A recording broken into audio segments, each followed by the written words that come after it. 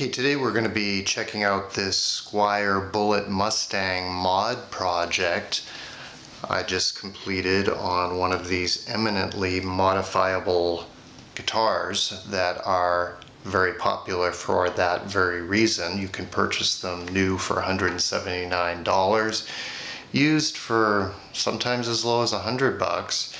And there are great features to them just out of the box, which I covered in my first video linked here, which was basically why you should buy this $150 guitar, because they don't need modification.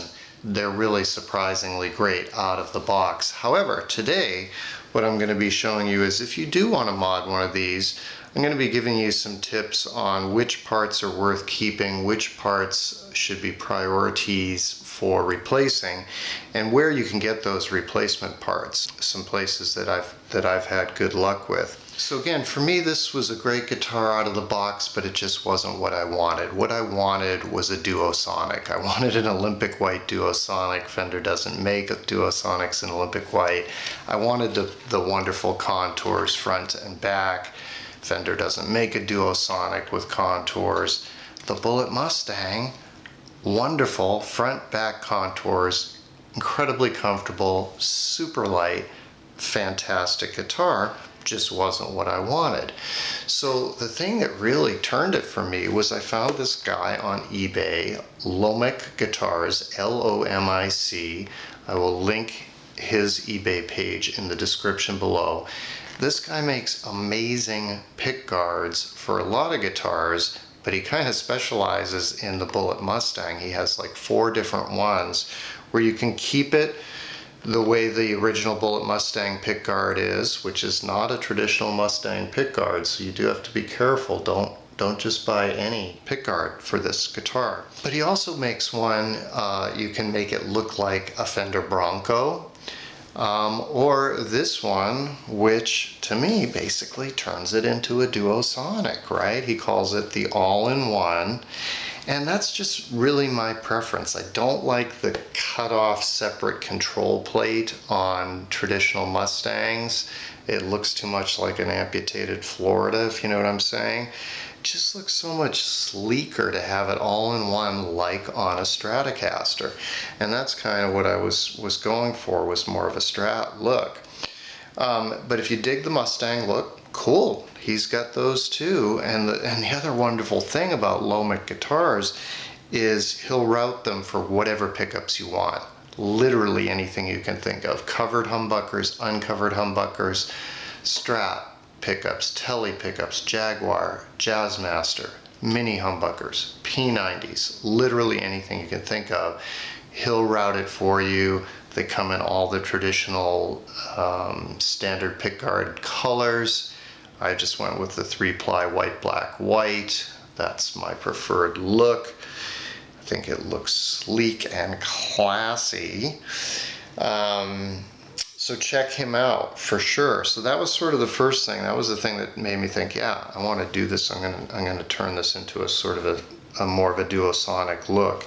And on that note, I then swapped out the plastic Mustang knobs for the barrel type knobs that you can find on Duosonics and Telecasters and Precision Basses. I used Vintage Forge, again, no relation to any of these companies, but I just, you know, if I find something that I'm impressed with, I want to share it with you guys. So these are brushed nickel, super heavy duty. You can get them on Amazon, high quality. The switch and the wiring, I went with a guy on eBay I've used in the past. His name is KD Paulus, P-A-U-L-U-S, I believe. I'll link his stuff in the description below. He does mostly Teles. That's what my Tele harness is from him. But I just emailed him and I said, hey, would you make one for the Bullet Mustang? And he said, yeah. So this is what he did, and it's fantastic. The pickups, the guitar comes with dual ceramic humbuckers, which are, again, shockingly good. I just don't like the look of dual hums on a little guitar like this. I just don't think it looks right. I'm more of a single coil guy anyway. So I went with Bill Lawrence, Bill and Becky Lawrence. Bill, of course, is no longer with us. And you do have to make sure you go to the Wilde, W-I-L-D-E, Bill and Becky Lawrence website, because there's another guy trying to capitalize on his name, and they're not Bill Lawrence pickups. But this is the 280, 290, which was sort of his original noiseless single coils for Strat and Telly. And they are dead quiet. The most noiseless pickups I've ever had. I've had DiMarzio areas. I've had humbuckers that are not as quiet as these. I mean, traditional humbuckers, it's crazy how quiet they are. Dead, literally nothing, no sound, other than the beautiful sound that the pickups make. Super clarity, they're really wonderful. So, you know, you can replace the pickups or not, and replace them, as I said, with anything you want. This is just what I wanted, sort of the traditional kind of Mustang pickup look. I do think that's a cool look. And then also on the subject of looks, while I'm talking about it, the other reason that these Bullet Mustangs are such amazing mod platforms, the price, the contours, the lightweight, add to that the cool finishes. I mean, in my mind, the top two coolest Fender finishes are Surf Green and Olympic White, and they have those two. They also have something called Sonic Gray, which is very cool. I've never seen before. And they've got, I think, 3 or 4 competition Mustang finishes, you know, with the racing stripes. How cool is that? Very cool. So, you know, you can get this incredibly lightweight, contoured body for next to nothing. Make some fairly economical swaps. These are $60 each, and they wind them for you. You know, they're wound to order. But you can even get cheaper pickups if you want from GFS or whatever, and be into this for maybe like, you know, $200-300 and have essentially a custom guitar. So sort of the elephant in the room, at least for me, is the neck. And the reason it's the elephant in the room for me is I wanted to put a Duosonic neck on it. I prefer maple fretboards. I prefer the smaller headstock of the Duosonic over the big honking Mustang headstock. I mean, it's kind of got its charms, right? I mean, it's a 70s feel to it, or a CBS late 60s feel. But this is just what I wanted. So I want to warn you guys off this. Don't do it. It doesn't fit.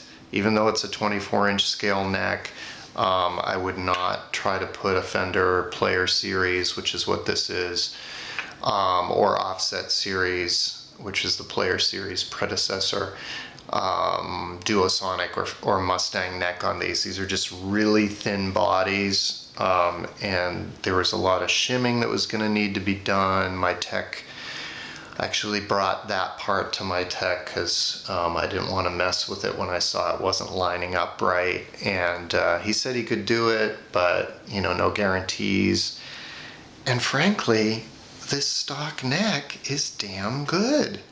I mean, it really is. The frets are kind of small. Some people might not like that. But I find, and it's got a flat radius. I think it's like 12. It might even be 16. I don't know. But it plays very fast and smooth. I didn't feel the need to do anything to it. The fret ends are not sharp. It's not buzzy. Same thing with the bridge. A lot of people replace the bridge. I didn't see any need to. I mean, at the most, I might replace the saddles at some point. So I'd keep the bridge, obviously the strap locks. I would change the wiring and the pickups and the pick guard for sure.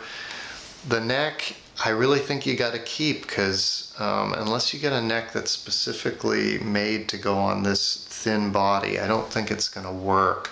And you know, I might take off the Squier logo, not because I'm a snob, but just because it looks really cheap. Frankly, it looks really chintzy. And the tuners, lastly, the tuners and the nut seem fine to me. I played this guitar a lot before I did the mods. I played it for like a month or two, and it held tune. So yeah, no real need to replace the tuners, the nut, or the neck. On that happy note, buy one.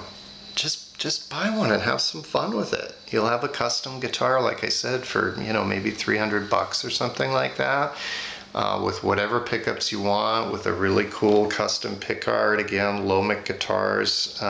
It rocks. It really does. And you'll probably be hearing tones from it in some of my upcoming lesson videos. So stick around for those, and as always, thanks for joining me. I will see you next time.